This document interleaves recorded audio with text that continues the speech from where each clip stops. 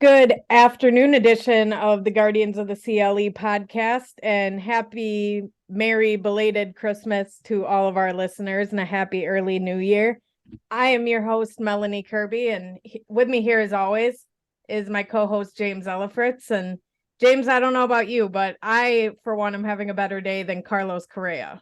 What the heck is going on Yeah. with that right leg? I am so glad that when I joined Believe Land Media that my physical went pristine Yeah. because Nope, no man, red flags. nope, did not cost me, I talked to my agent, did not cost me any, tens of millions of dollars, anything like that. But man, Mr. Correa, what's going on? It's just so weird to me because they're saying this is from a leg fracture in 2014. He's played 8 major league seasons on that leg, but it's already cost him that 13-year deal with the Giants. Now the Mets deal is in question. They're trying to restructure that, but I know the Twins probably didn't do like a crazy full, maybe as in-depth of a physical on that short deal as a team would when they're investing 10 plus years in a guy. And I'm hearing it could have happened. It could have been aggravated during some slide he had in September last year, but that would just be crazy if he has to hit the market for the third time. Well, I honestly don't. I'm not a big Correa fan. I mean, I know No. he's had some excellent seasons, but I do remember it was about 2 years ago where he really struggled. I don't know. I don't recall if it was injury related or what, but then I just remember because I had him in fantasy baseball and I was like, man, what's wrong with this guy? He's typically pretty good. And to see the length of term on that contract just Yeah. blows my mind that between the Giants and the Mets, both looking to have that length of a contract with him. I mean, hell, the Mets, I guess it don't surprise me. They're still paying Bobby Bonilla for crying out loud. Do you Right. know that story? I briefly have Yeah. heard it. For It's also anybody like that, Chris Davis with the Orioles. yes, it's similar to that, but it's just been much, much longer term. There's an actual, anybody that doesn't know the story, please Google it. There's a Bobby Bonilla Day every year where he's still getting paid by the New York Mets, which is just incredible because I don't, there's many people now that don't even remember the guy playing and he's still getting paid. It's like Browns coaches, Yeah. just still getting paid, not there. So That's what blows my mind about these long deals, these 10, 13-year deals. I know we've touched on it before, but it's just crazy to me. A team is going to invest that in a guy pretty much knowing you're only getting production for half of that contract, if you're lucky. That's bizarre to me. But just a couple other notes from around the majors. Nathan Eovaldi signed a 2-year, much shorter, manageable 2-year, $34 million contract with the Rangers, who just continue to upgrade that rotation. With obviously the Jacob deGrom signing earlier in the offseason, Andrew Heaney. He was always on my wish list, but I knew deep down he was never a realistic target for the Guardians just because he had a qualifying offer attached to him. And the Guardians aren't the type of team to be willing to part with a very valuable draft pick for a guy you're kind of just signing as a filler. But in a deal that hurt a little bit more, the Atlanta Braves strike again with their money heist scheme, and they signed Sean Murphy to a 6-year, $73 million extension. And they just keep doing this. And I mean, I guess this is the formula to build that long-term, Goliath of a team. And it's something the Guardians are kind of doing as well. A lot of their players are under contract through the 2027 season. And I know this offseason in spring training, we'd like to see guys like Tristan McKenzie and Stephen Kwan and Andres Jimenez, get those extensions to be locked down along with Jose Emmanuel Clase, Miles Straw.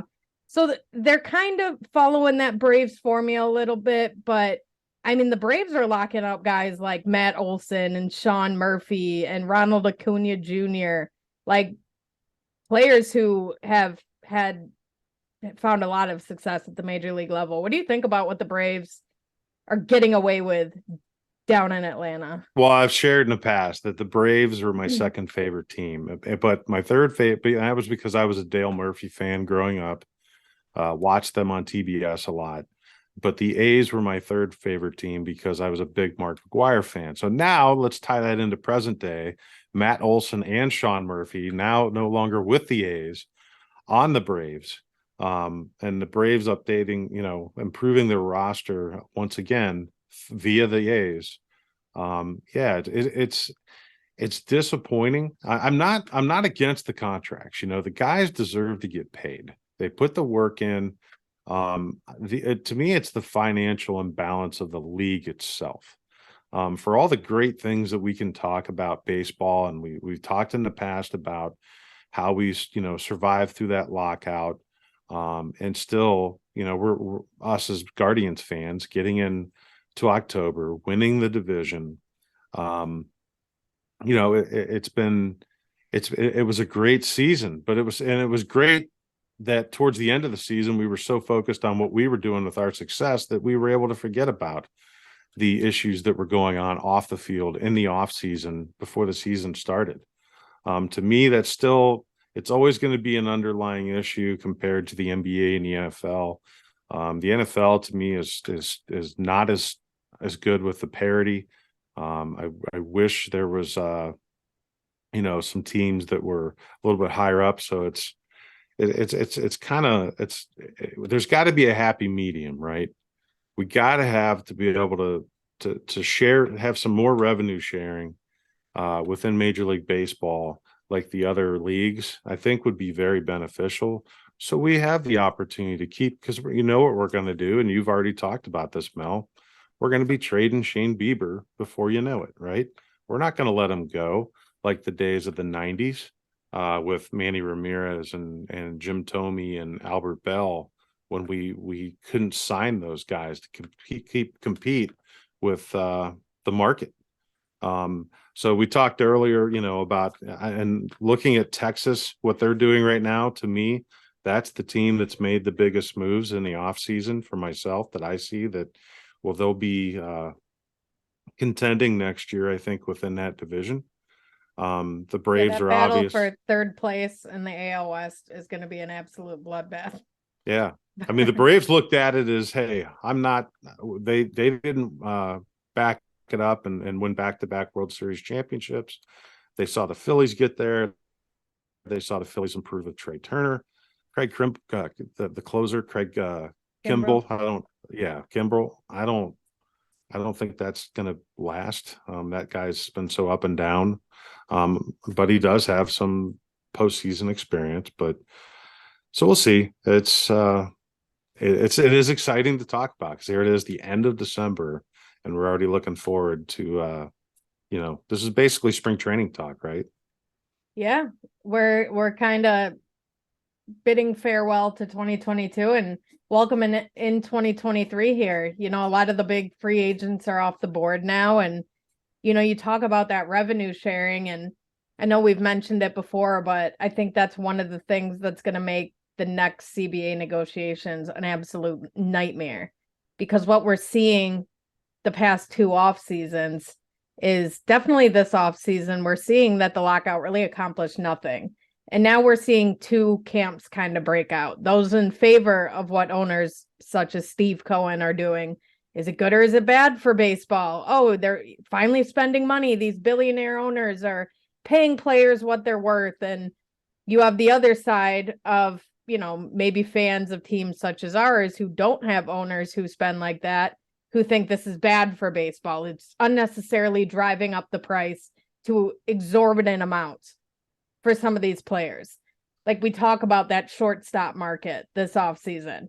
I mean, Dansby Swanson got paid way more than what his play probably earned him just based on market value from guys like Bogarts and, Correa's waiting to sign here. Trey Turner signed for $300 million. So these guys drive the price up. And so you have these two camps now. Is it good or is it bad? Which is why I do think more discussion needs to be had about the salary cap, but also the salary floor. Keep these cheap owners from holding on to all their money.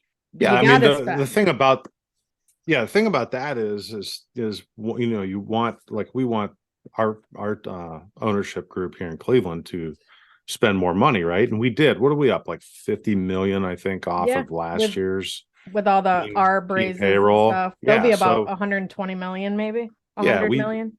so we're up a little bit.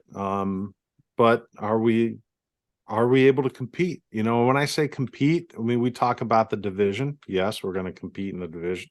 We're going to look to back up our Central Division championship. But the thing is, when you start looking at the playoff pairings, can we get any higher than that third spot, being the AL Central champs? Probably not. It's going to be difficult. So yes, I think right now, I mean, looking ahead is we're going to get that third spot. We're going to win our division. But can we compete with the Astros and the Yankees in a playoff series? Pitching wise, yes. This year, hitting, not so much. But that's why we play the games, right? Yeah. And as we're going to get into a little later in the episode, is some of those factors with these rule changes and things like that could and the balanced schedule we're now going to have in 2023 moving forward that could Right. impact some of these win total predictions that we're going to start to see as spring training approaches. But real quick before we get into that, we have our off-season player update segment. We have a couple exciting ones this week. We have Tristan McKenzie, who I was scrolling through Instagram. He's out on jet skis, riding through the roads and Jeeps, and he spent some time recently in the Bahamas on Montego Beach at the Don't Blink Home Run Derby. And he's soaking in all that sunshine that we're missing out on up here in these long, cold, I say cold, but it's 42 degrees today here in Cleveland, which feels more like 70 with how cold it's been. Oh, it's definitely put your windows down, drive the car around. Yeah. I mean, it feels so nice after what we just went through. Absolutely. So Tristan sending some of that sunshine up here to us in Northeast Ohio. But then we have some uplifting news. Andres Gimenez, as we know, he's back home in Venezuela playing shortstop in winter ball to prepare for the World Baseball Classic, which I have more on momentarily. But he made time to stop by the community he grew up in, visiting one of his former elementary schools to speak with the students there. And he even met with the baseball players, handed them out some gear, was kind of giving them some advice. So great to see Andres Gimenez doing some, community work back home where he's from. Well, he's also out there getting some reps at shortstop because, as we know, beginning of March, we have the World Baseball Classic starting off. And I'm sure some of you are wondering, well, who from the Guardians is going to be competing in the World Baseball Classic? And we have a few updates on that situation as far as Guardians players go. They're not going to have any pitchers for Team USA. Tristan McKenzie was interested in pitching for USA in the WBC, but they're being real cautious with Tristan, as they should. He's a huge part of their future. He eclipsed 200 innings last year. And when you get out there in those kind of competitive games, when you normally would just be starting to gear up in spring training, you're going to be wanting more break on those breaking balls. You're going to be, revving back and trying to get a few extra miles per hour on that fastball. Obviously, a lot of excitement pitching for your country. So Tristan's going to sit this one out. Josh and Bo Naylor want to play for Team Canada, who has not yet officially announced their rosters yet. But obviously, a couple concerns there as well. You have Josh still kind of coming back from that 2021 vicious broken ankle, and Bo Naylor is kind of being groomed to take over the catcher's role. So he's set to earn some very valuable major league playing time in Cleveland this year. And then we go to that stacked Dominican Republic roster, which I don't know if you've seen some of those mock lineups, but it's going to be absolutely filthy. And I don't know how anybody is coming close to the Dominican Republic team, but they're going to have the help of Emmanuel Clase and Jose Ramirez, who are both already on the roster. As we know, Jose's recovering from that thumb surgery. So there's some who wonder if he's going to be ready in time to play in the World Baseball Classic, but as long as his thumb's healed and he's ready to go, he said he will play for the Dominican Republic, where he could actually play second base even, because they have Manny Machado on the roster too. So Yeah. it's going to be interesting to see what Nelson Cruz does with that team.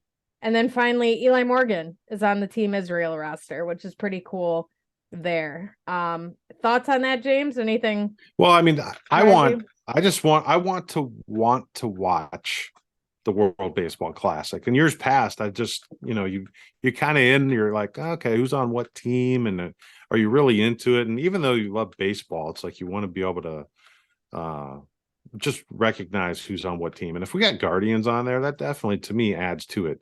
These guys are Absolutely. playing for Venezuela. They're going there, the Dominican they're playing. So they're all out there playing anyways. Let's see them on the World Baseball Classic. Some of the guys, you mentioned Bo Naylor. He didn't participate. He didn't get any at bats during our postseason run, right? He never even No. got. Yeah. So for He him to just get had into like some, the 6 or 7 or so yeah. down the stretch. So for him, maybe this is an opportunity that if he can go play for Team Canada and get some experience in some big games, maybe there's some value to that. So I I'm not also as much think worried about injuries. I think it could be cool. Like I kind of understand the hesitancy with the pitchers just kind of gearing back up for the season. But for a guy like Bo Naylor, like you mentioned, I mean, why not face some of the best pitchers in the world? What better practice to warm up for major league playing time, pitching against the best in Major League Baseball? Go out in the World Baseball Classic, get some reps there, get some at bats against some, superior talent, if you will. Yeah, and That, teammate versus teammate, right? absolutely. Adds I to mean, it. that could be cool. I'm glad they're sitting Tristan out.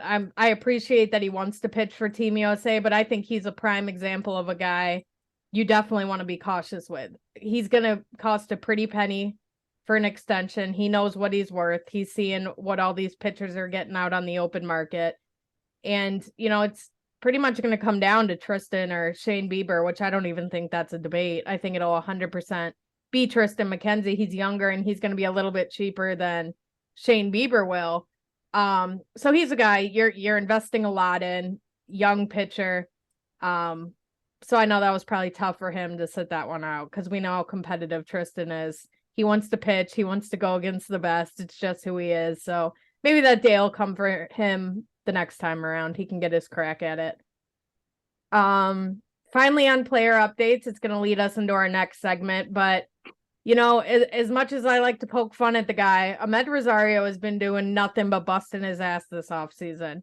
He's not doing anything pleasurable. He's not out partying, doing things like that, at least not that he's sharing on social media. He is making it very clear he's in the cages, he's lifting weights. He knows it's a contract year. You know what I mean? Many questions obviously still remain about where Ahmed stands with this team right now with his looming free agency.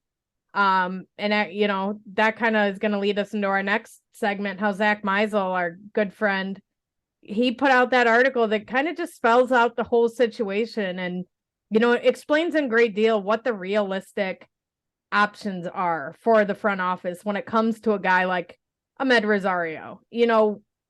We know what he gives you, and I know people are probably sick of talking about Ahmed Rosario, but the facts is he's a league average bat, and he does give you production on a team that has playoff aspirations. They're looking to return to the playoffs and make an even deeper run than they made last year.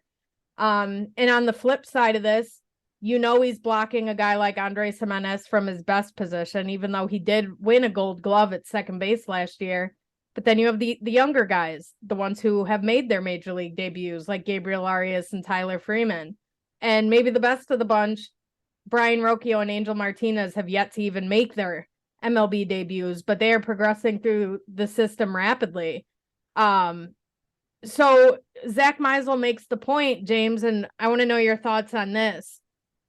They faced this at the deadline last year, right? They don't want to send the wrong message trading their starting shortstop for maybe a lower level prospect who's not on the 40-man roster yet, just to let the younger guys play, because the risk Zack Meisel mentions is you have that risk that the younger guy you're going to let take his place, whether it be Gabriel Arias, Tyler Freeman, any of those guys, they might not give you the same even if it is league average. They may not give you that same league average production from day one. So whatever the front office is going to look for in a return, it has to offset that risk of, are you going to have a drop off in production, even if it's only temporarily?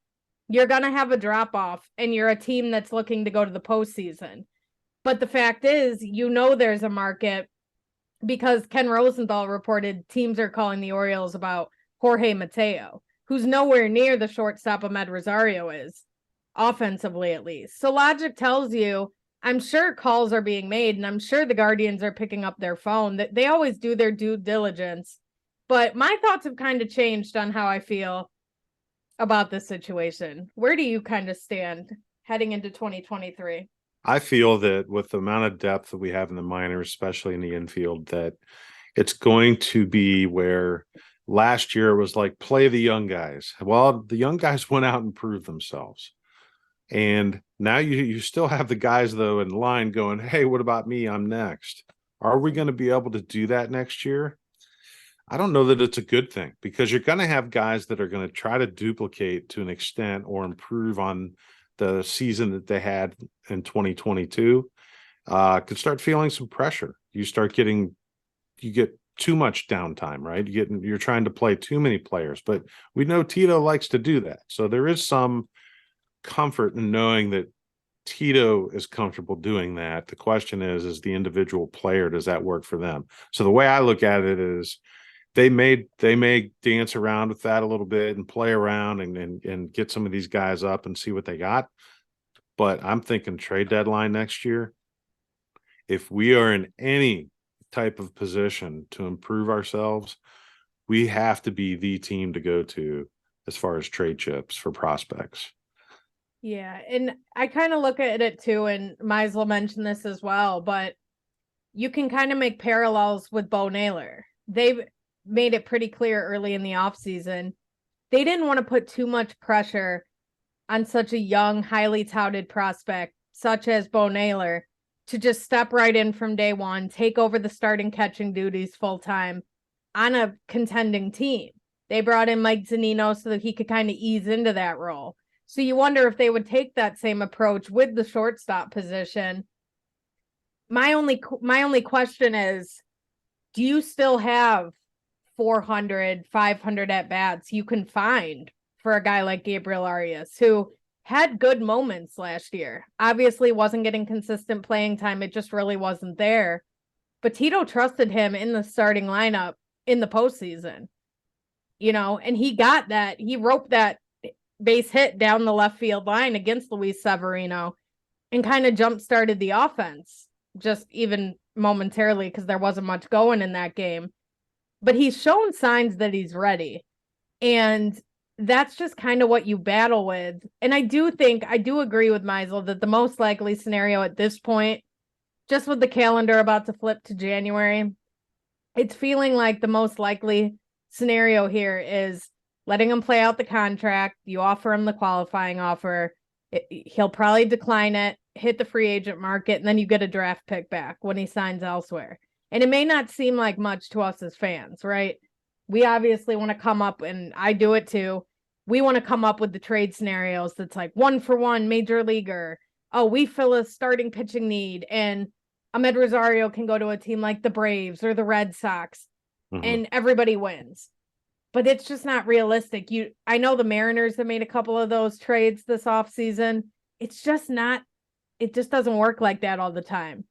And especially when you see it's really only going to be a contender who's going to look at Amed Rosario, because he is a free agent after the year. And he's going to be due about $9 million in arbitration. So you have to find that. It becomes even more complex, because you have to find that right fit that's not only willing to pay him the $9 million for just one season, but that will also be willing to trade you a major leaguer or somebody close that's going to fill a need for your team, which, from what Meisel has said, when they looked into it at the deadline last year, they were really only being offered low-level minors prospects, which just didn't really fit the direction they were going. So at this point, I'm kind of just like a reevaluated at the deadline thing. But unless they're completely out of the race at the deadline, I don't see them trading him then either. If they're in contention, they're probably just going to hold on to him until the end of the year. I can't see us not being in contention. I Yeah. think I just don't see it. Even if the White Sox improve, They did but nothing but either. they lost to Brayu. They gained Mike Clevenger, which And Benintendi. can't wait to see you, Mike Clevenger. Yeah, get him on the mound. Let's put up 7 on him in the first inning. Yeah. But yeah, I don't see how we're not contending. So I think we're going to plan as if.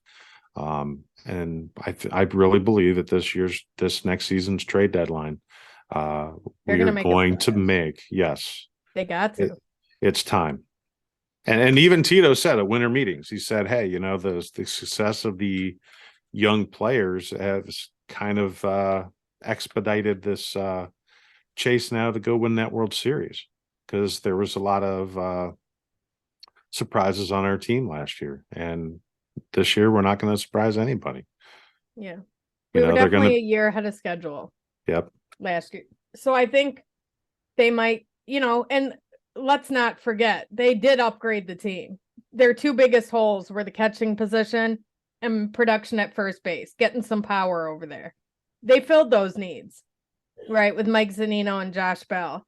I know it's not the super sexy offseason, and we all wanted Sean Murphy, and we all had these big plans, but that could still come at the deadline. And there might be a part of the front office that wants to make sure it wasn't a fluke last year. How much of this production we got from Stephen Kwan, Oscar Gonzalez, Connor Pilkington, even to a certain extent later in the year, Gabriel Arias, how much of this production from these young guys is real?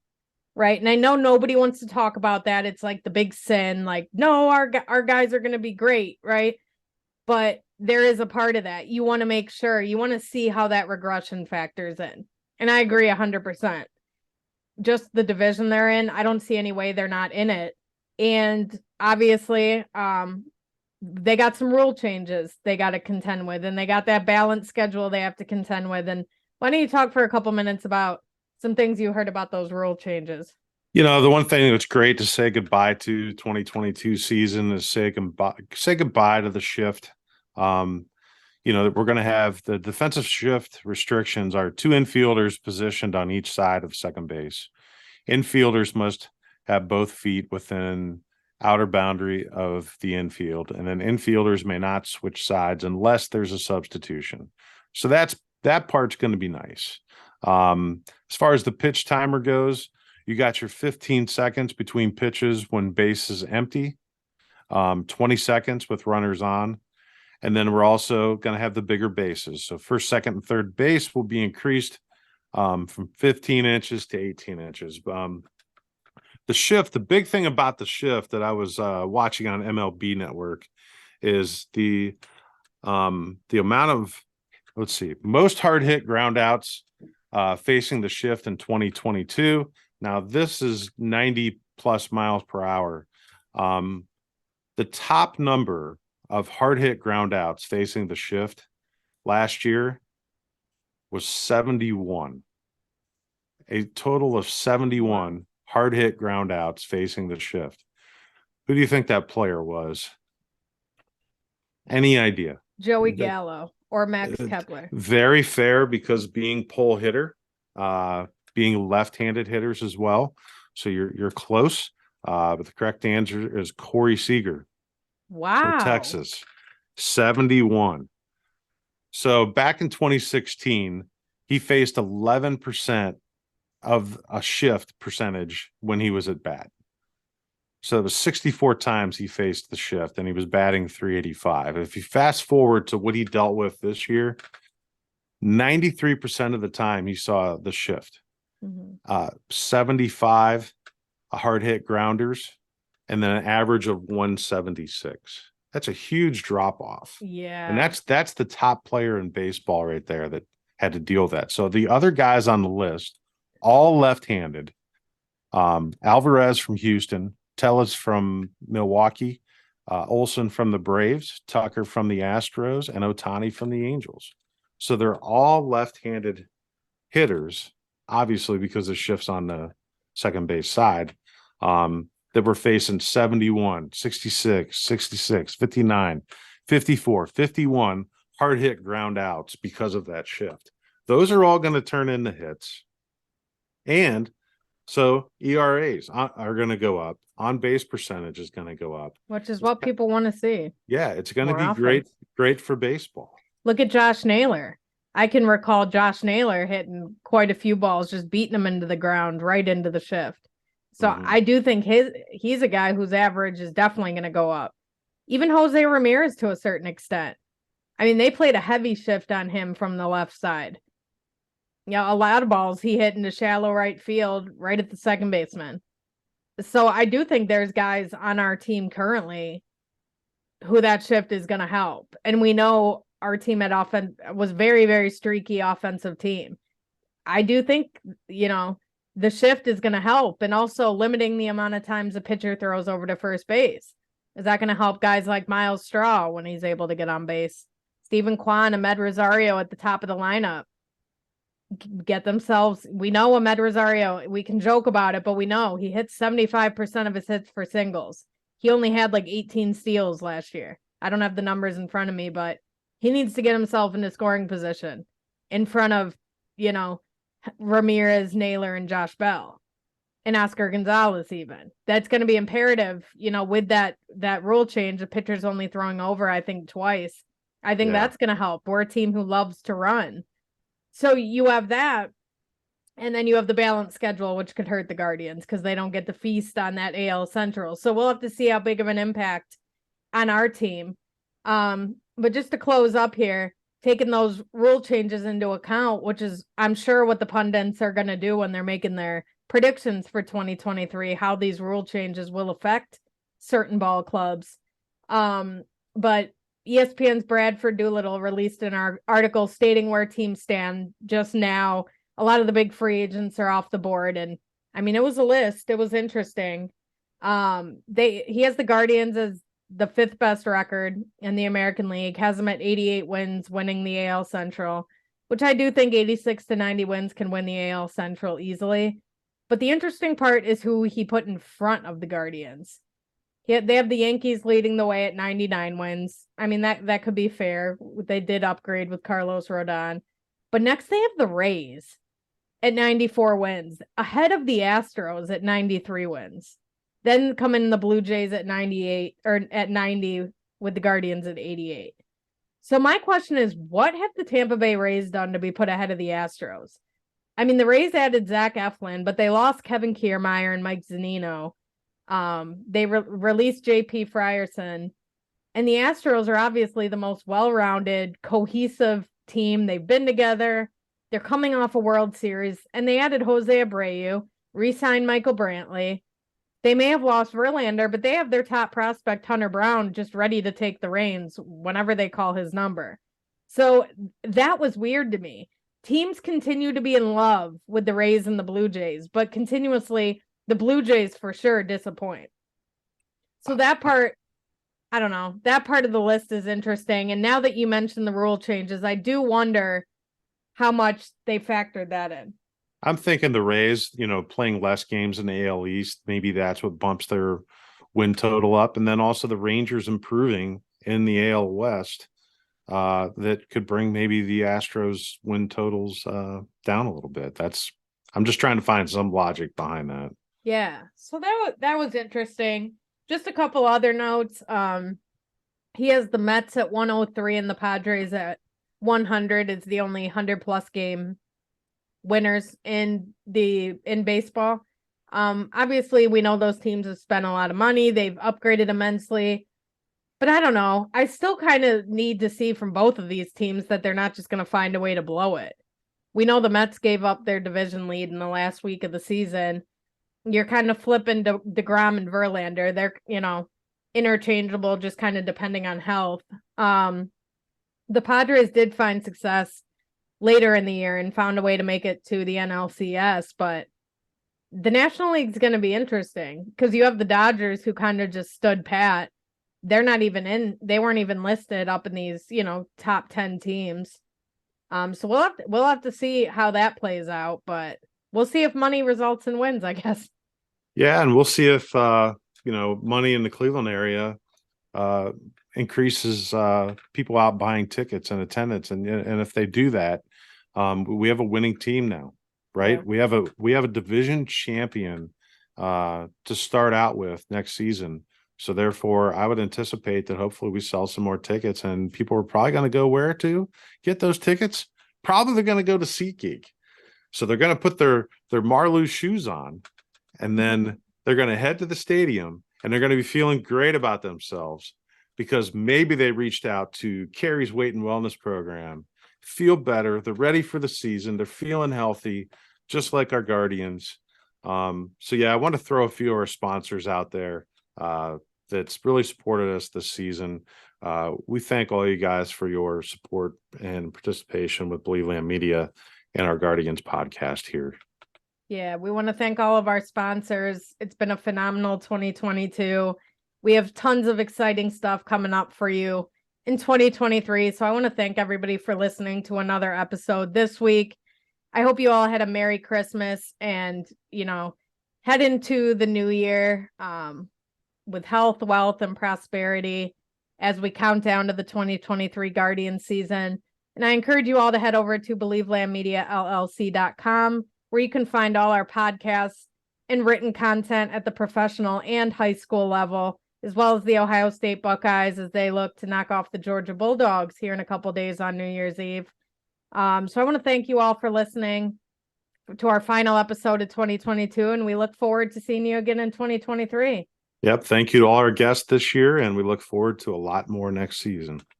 We'll see you, everybody.